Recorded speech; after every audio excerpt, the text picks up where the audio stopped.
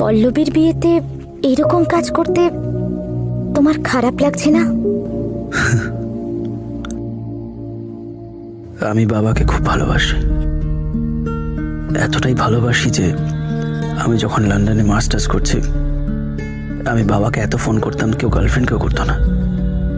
বাবা চলে যাওয়ার পর আমি কিছু ফিল করতেই পারিনি।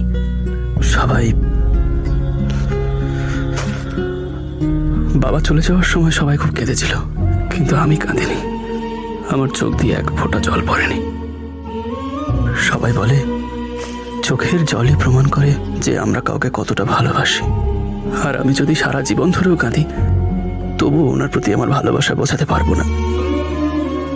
আর আর মনে হয় যেন আমি একটা ফিলিংলেস, ইমোশনলেস একটা মানুষ। আমার মধ্যে কোনো ইমোশন নেই।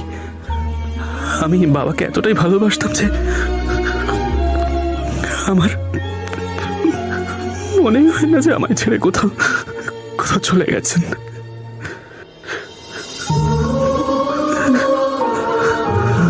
সরি।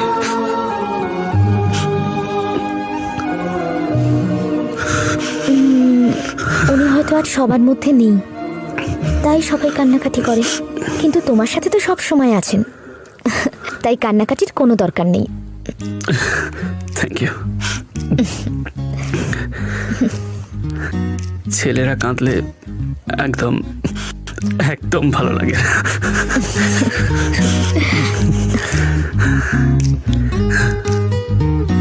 টাইম হয়ে গেছে তো, তুমি পার্টিতে যাচ্ছ না? তুমি যাবে না? খাদ্য রসিকরা না গেলেও চলে, ওয়েটারকে তো যেতেই হবে।